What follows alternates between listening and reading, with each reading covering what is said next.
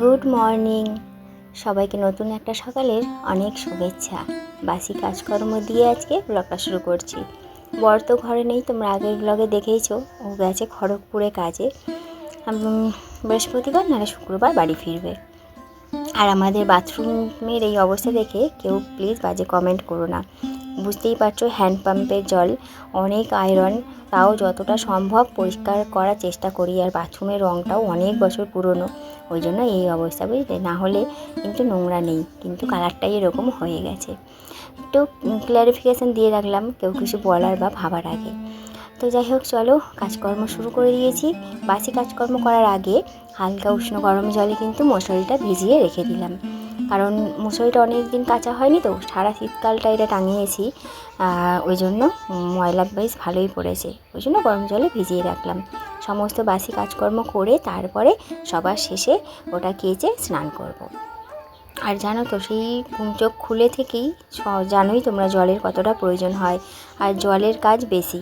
এই জলের কাজ করতে গেলে কিন্তু ওই হ্যান্ডপাম্পের উপরেই একমাত্র ভরসা। আর পুরো হ্যান্ডপাম্পের মানে পাম্প করে করে জল তুলে তারপরে কাজ করাটা, সেটা কিন্তু অনেকটাই কষ্টের, প্লাস সময় সাপেক্ষ, মানে সময় অনেকটাই লাগে। একটা ওই ছোট্ট স্টিলের বালতি ভরতে প্রায় 25 থেকে 26খানা পাম্প আমাকে করতে হয়। তারপরে গিয়ে ওই ছোট্ট একটা স্টিলের বালতি ভরে। বালতিটা কতটা বড় তোমাদের লাগে জানি না, কিন্তু বালতিটা কিন্তু বেশি বড় নয়, তাই ওইটুকু বালতি ভরতেই অতটা পাম্প আমাকে করতে হয়। তার উপরে রান্নার জল ভরা, জামাকাপড় কাচা, বাসন মাজা, স্নান, প্লাস মায়ের চানের জলের জন্য কিন্তু আমাকে এক বালতি ভরে রেখে দিতে হয়। অনেকটাই সময় লেগে যায়, ওই জন্য একটু সকালের দিকে এতটাই তাড়াহুড়োর মধ্যে থাকি যে তোমাদের সঙ্গে কথা বলার সময়টুকু পাই না। জাস্ট ক্যামেরাটা অন করে কাজকর্মগুলো সারতে থাকি। তাও কিন্তু ভেবো না যে খুব সহজ, কারণ ক্যামেরা একবার এদিক বসাতে হয়, একবার ওই দিক বসাতে হয়। কোন দিক থেকে ভালো শট নেওয়া যায় বা ভালো লাগে সেটা দেখে কিন্তু তারপরে ক্যামেরাটা বসাতে হয়। সব মিলিয়ে অনেকটাই কষ্ট করতে হয়। আর এই কষ্টটা যদি তোমাদের ওই একটা সুন্দর কমেন্ট পাই বা একটা লাইক পাই না, সেই কষ্টটাই মনে হয় যে না, সার্থক হয়েছে। কিন্তু জানো তো, তোমরা ভিডিও দেখো, লাইক করো না, খুব খারাপ লাগে। একটা লাইক করে দিলে কি হবে বলো? আমার ভালো লাগবে, তোমাদের হয়তো কিছু হবে না, কিন্তু আমার ভালো লাগবে একটা লাইক দেখলে। তো যাই হোক, চলো কাজকর্ম সমস্ত হয়ে গেছে, স্নান সেরে চলে এসেছি। একটু সকালে নিজেকে প্যাম্পার করি, ওই ময়শ্চারাইজার লাগিয়ে তারপরে ফ্রেশ হয়ে একদম সংসারের কাজে লেগে পড়তে হবে। তোমরা সবাই সঙ্গে থেকো, আমি তো আছি তোমাদের সঙ্গে সারাটা দিন। দেখা যাক কী কী শেয়ার করা যায়।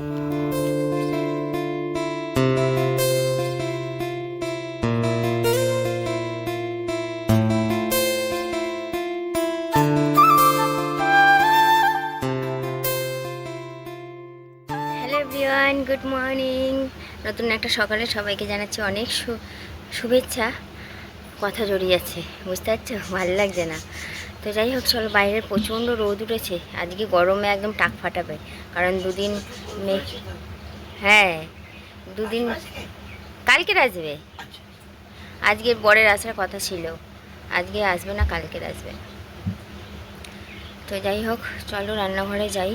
বাইরে তো প্রচণ্ড গরম, রোদ উঠেছে, সকাল সকালে একদম টাক ফাটা রোদ। দুদিন বৃষ্টি হয়েছে, মেঘলা হয়েছিল, এরকমভাবে কেটেছে। আজকে একদম প্রচণ্ড রোদ উঠেছে। সকাল সকাল কাজকর্ম সেরে ফ্রি হয়ে নি। আজ বৃহস্পতিবারে এই প্রথমবার নীল নাইটি পরলাম, নাহলে বৃহস্পতিবারে হলুদ রঙেরই নাইটি পরি, পুজোও করতে পারবো না। আর হলুদ নাইটি ওই জন্য পরলাম না। এবার বুঝে নাও কেন পুজো করতে পারছি না, অত ডিটেলসে না বলাটাই ভালো। তো চলো রান্নাঘরে যাই, দেখা যাক কী রান্না বান্না হয় না হয়।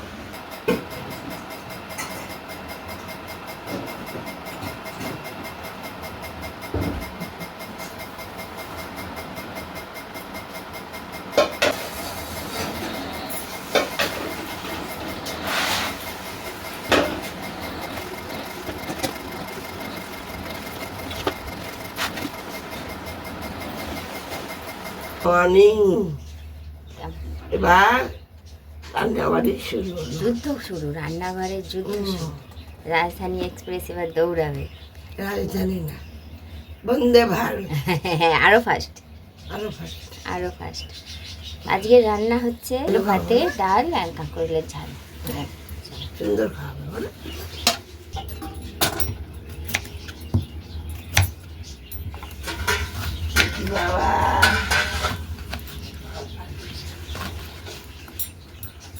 কাঁকরোলের ঝালটা আজকে হেভি হবে, কারণ কাঁকরোলগুলো খুব কচি, সব কটা। দানা হয়ে গেলে না কাঁকরোল ভালো লাগে না, দেখুন সব কচি, জাস্ট একটা দানাওয়ালা বেরিয়েছে। হ্যাঁ, এই যে এটা একটু শক্ত, বাদ বাকি সব কচি একদম। এই যে আজকে দুবেলা রান্না হবে একসঙ্গে। আলু কেটে নিয়েছি, ডালের মধ্যে দিয়ে দেবো, আর এই শুধু হবে কাঁকরোলের ঝাল। আর সব ঢেলে দিন না।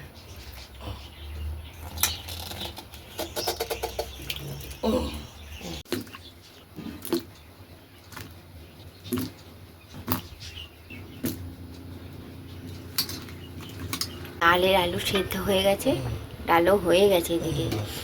আর এদিকে দেখো সমস্ত কিছু কেটে বেটে জোগাড় করে দিয়েছি মাকে, ডালের তারপরে কাঁকরোলের ঝালের সব রেডি করে দিয়েছি, মশলাপাতি করে সব রেডি। এবার মুসুরিটা কেচে দিই, কারণ খুব ভালো রোদ উঠেছে। বেলা যদি বৃষ্টি আরম্ভ হয়ে যায় সমস্যা হয়ে যাবে, তারপর বাবাও কলে ঢুকবে স্নান করার জন্য।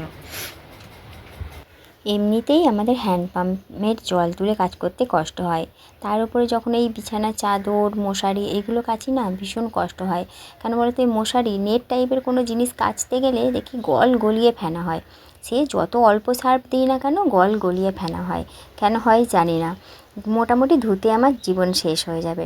চান হয়ে গেছে তো ওই জন্য হাতে করে থুবিয়ে কাচলাম না, পায়ে করে ভালো করে লগড়ে দিয়ে কেচে ধুয়ে মিলে দেবো। আর হ্যাঁ, অবশ্য করে কমফর্টে দিতে হবে, কমফর্ট না দিলে না গন্ধ ছাড়ি, যদি ভালো করে না শুকায় বৃষ্টি এসে যায়, ওই জন্য ভালো করে কমফর্ট জলে ধুয়ে এই যে মিলে দিলাম। আর কর্নগুলো না এদিক ওদিক করে টাঙিয়েও দিলাম, যাতে মাঝখানটাতেও শুকিয়ে যায়। ততক্ষণে এদিকে মায়ের এইদিকে সবটাই কমপ্লিট হয়ে গেছে, ডাল আলু সিদ্ধ। এবার কাঁকরোলের ঝালটা মা করবে। আর বিনা হাত লাগিয়ে কিন্তু তেল লঙ্কা মাখা প্লাস আলু ভাতে মাখা, এই সবটাই কিন্তু আমি করি, কারণ বাবা টিফিনে নিয়ে যায় তো আলু ভাতেটা। হাতে করে মাখলে যদি নষ্ট হয়ে যায়, ওই জন্য হাতে করে মাখছি না। তেল লঙ্কাটাও হাতে করে মাখছি না, কারণ ওই যে হাতে ঝাল লাগবে, ওই জন্য কাঁটা চামচ দিয়ে দেখো একদম খোঁচা মেরে পুরো তেল লঙ্কা মাখা হয়ে গেছে। এবার খুন্তির খোঁচা মেরে আলু ভাতেটাও দেখবে কত সুন্দর, যেভাবে হাতে করে মাখলে হয় একদম সফট মলমের মতন, তেমনটাই হবে হাতে করে খুন্তি করে দেখবে। দেখতে থাকো, হলো কি না হলো বলো, জিনিস নষ্ট হওয়ারও ভয় নেই, আর কত সুন্দর হয়ে গেল চিটচিটে ভাব। এইটা হচ্ছে দুবেলার আলু ভাতে, একদম করে টিফিন গাড়িতে ভরে রেখে দিলাম। আজকের ওবেলার রান্নার ঝামেলা নেই, যা হয়েছে সব একবেলাই করে মা রেখে দিল। হ্যাঁ ঠিক আছে, মায়ের রান্না কমপ্লিট। আর ঠিক করেছি আমি আর মা আলুর পরোটা খাবো, যেহেতু আলু ভাতে আছেই, তার মধ্যে একটু তড়কা লাগাবো। তেল গরম বসিয়ে দিয়েছি, আর রসুন থেতো করে নিয়েছি, দিয়ে রসুনটা ভেজে আলু ভাতেটা একটু নেড়ে ছেড়ে নিয়ে ওটা পুর দিয়ে কি না ছুরি আর লাগে না।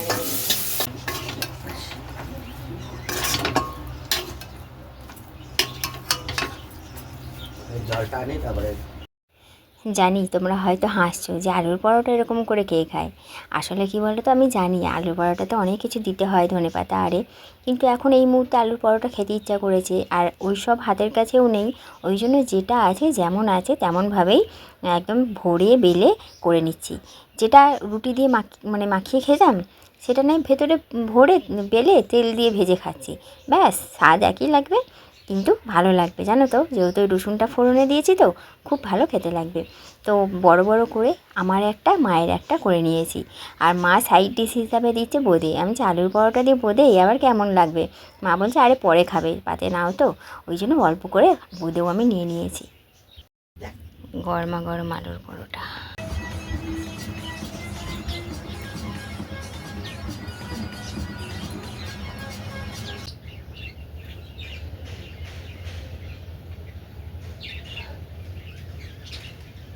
দেখলে ইঁদুরটা কেমন গর্ত থেকে মুখ বার করছে, ওটা বড় মেঠো ইঁদুর। আর সারা উঠোন আমাদের গর্ত করে ওর মা শেষ করে দিচ্ছে। বাচ্চা ইঁদুর ওটা গর্ত থেকে বেরোচ্ছে, সারা জায়গায় গর্ত করেছে জানো। এই যে সামনের যে গর্তগুলো দেখতে পাচ্ছ, এই যে বড় বড় গর্তগুলো এখানটা শেষ করে দিয়েছে। প্লাস যে গাছের গোড়াগুলো আছে ওই গাছের গোড়াগুলো গর্ত খুলে খুলে সব গাছপালাও মেরে দিচ্ছে। সময় 1টা বাজে, ভালো লাগছে না, বসে বসে মোবাইল দেখছি। 1টা বাজে, 1:30টার সময় করে খাবো, কারণ আলুর পরোটা খেয়েছি তো পেট পুরো ভার হয়ে আছে, কিছু খেতে ইচ্ছে করছে না। আজকে রান্না হয়েছে কি দেখলে, কিন্তু আজকে সেটা খাবো না, আজকে দুধ ভাত খাবো। জানো তো আমার ওই দুধ ভাত খেতে না ভীষণ ভালো লাগে, বিশেষ করে তেল লঙ্কা দিয়ে যদি আলু ভাতে মাখা থাকে, কারণ মিষ্টি ঝাল দুটোই আমি ফ্লেভার পেতে চাই ওই জন্য। আর তেল লঙ্কা দিয়ে আলু ভাতে মাখা থাকলে আর অল্প একটু চিনি দেবো আর দুধ থাকবে, ব্যাস দিয়ে মেখে খাবো। ও আমার যা ভালো লাগে না, তোমাদের কি বলবো, দারুণ। মানে যে ডাল ভাতটাও আমার পছন্দের, তার সঙ্গে আমি ভাবছি, মাকে বলছিলাম সকালে থেকে যে দুধ ভাত খেলে ভালো হতো। মা বলছে খাও, আমার কাছে দুধের প্যাকেট আছে, গুলে নিও, খেও। ঠিক আছে খাবো, ডাল ভাত তো হামেশাই খাই, তাই না, আজকে দুধ ভাতই খাই। ও কত কি বলে ফেললাম তোমাদের একসঙ্গে, এক নিঃশ্বাসে। ওষুধ খাচ্ছি একটা, হোমিওপ্যাথি ওষুধটা একটা খাবার আগে খেয়ে নিয়েছি, আর একটা খাবার পরে খাবো। আর সকালে যেটা খেতাম সেটা শেষ হয়ে গেছে, মানে আমার ওষুধ যেটা আমি ফার্স্ট টাইম গেছিলাম সেটার ওষুধ চলছে, এখনও শেষ হয়নি আমার। কি জানি ভগবান আশীর্বাদ দিয়েছে মনে হচ্ছে, তোর ওষুধের দিবে খালি হবে না, খালি হচ্ছেই না, শেষ হচ্ছেই না। 2 মাস হয়ে গেল, আমার বরের 2বার ওষুধ শেষ হতে চললো, হ্যাঁ, আর আমার প্রথমেরটাই এখনও শেষ হয়নি। অথচ আমি গ্যাপ দিই না, আমি রোজ খাই, নিয়ম করে খাই, একটা টাইমও বাদ দিই না। তারপরে ওষুধ যেন কমছেই না, বেড়েই যাচ্ছে। কেমন আশ্চর্য ঘটনা না বলো তো, যেখানে 1 মাসের ওষুধই ছিল সেখানে আমার 2 মাস হয়ে গেল খাচ্ছি, আর ভাবছি যে কবে শেষ হবে, কবে শেষ হবে, শেষ তো হচ্ছেই না। একটা শেষ হয়েছে, একটা শিশি শেষ হয়েছে, 3টে শিশি ছিল, একটা শেষ হয়েছে। গরম জল দিয়ে দুধ দিয়ে গুলে নিয়েছি, আর অল্প একটু চিনি দিয়েছি।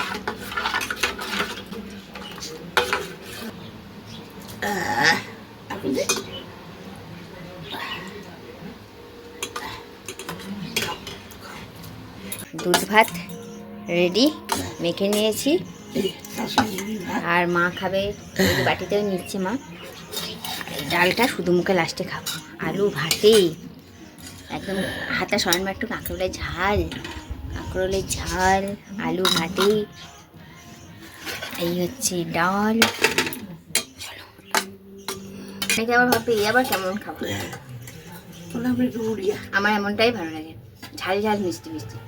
শুধু মিষ্টি আমার ভালো লাগে না, রাগও লাগে।